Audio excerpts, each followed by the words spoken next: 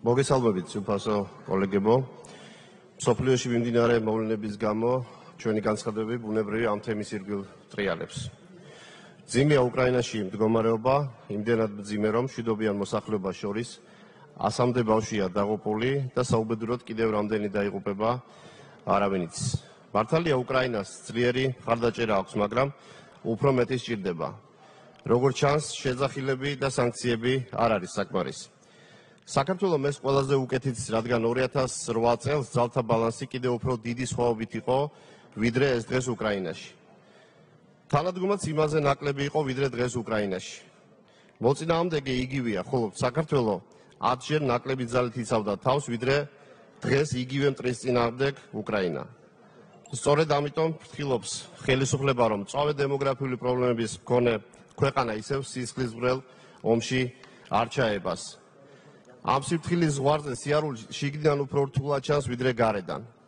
ზოგჯერ გარედან ემოცია ჭამს გონივრულობას, თუმცა ხშირად მეც გონია, რომ რაღაცას ვაკლებთ და ზოგჯერ ვაჭარბებთ კიდეც. დღეს ყველაზე დიდი გმირობა იმპერიის ხიდზე გავლა, რომელზეც საქართველოს დგას. ბრძოლის ველზე გმირული ისტორიების სიმწირეს არასოდეს განვისდით. გონივრული პოლიტიკური გააწყვილების სიმწირეს კი ხშირად. ბუნებრივია სიფრთხილე ჩვენი უმთავრესი პოლიტიკური მიზანია. ერთი შეცდომაც კი შეიძლება დამღუპელი აღმოჩნდეს, მაგრამ არ ჩვენი ეროვნული ინტერესები უნდა იქცეს სიფრთხილის მსხვერპლად. ფუჭად გასაწერი სიცოცხლე საქართველოს ნამდვილად არ აქვს, მაგრამ არავინ იფიქროს, რომ თუ კი ეს ქვეყანას დაჭირდება, ვინმე სახლში დარჩება. ყველამ დავინახეთ, რომ ვინმეს გულისათვის ხალხი ქუჩაში არ გამოდის, მაგრამ თუ ქვეყანას დასჭირდა, დაუძახებლადაც მთელი საქართველოს დადგება იქ, სადაც უნდა იდგეს. ეს ქვეყანა სწორედ ამ წესით მოვიდა აქამდე და ის სწორედ ამის იმედად გააგრძელებს ცხოვრებას. არ შემიძლია არ შევეხო ახლად დაფუძნებული კონსერვატიული პარტიისა და მისი ტელევიზიის ალტ-ინფოს ქმედებას და რუსული პოლიტიკის ღია პროპაგანდას.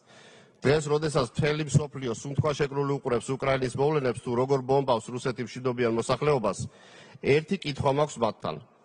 ხვალ რომ საქართველოს რუსეთთან ომში ჩაებას, ვის მხარეს იბრძოლებთ თუ ისევ დარჩებით საკუთარ ოფისებში?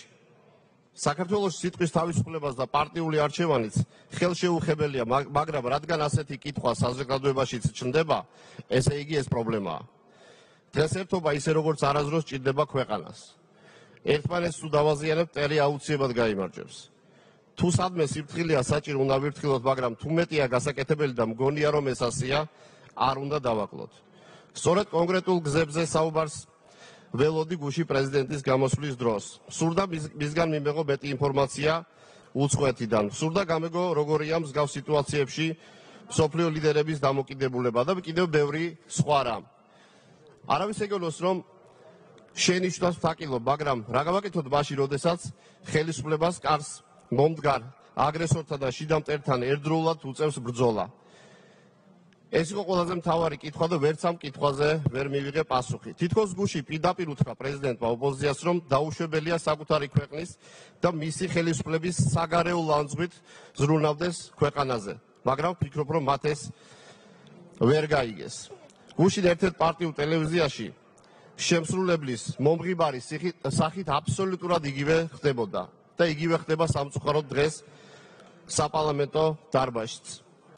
თუმცა აბსოლუტურად გაუგებარი იყო ახალი კონსტიტუციური კონფიგურაციის შემოთავაზება.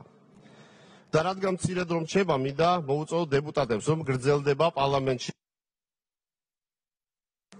დაასრულებინათ.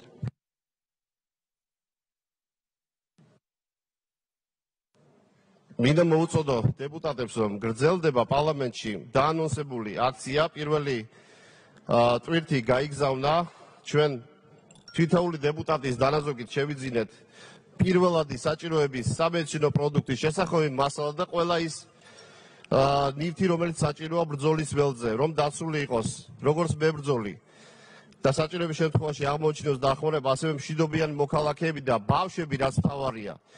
შემოუერთით, მე მოუწოდებ ოპოზიციას, რომელიც პასუხი დაასრულებინათ.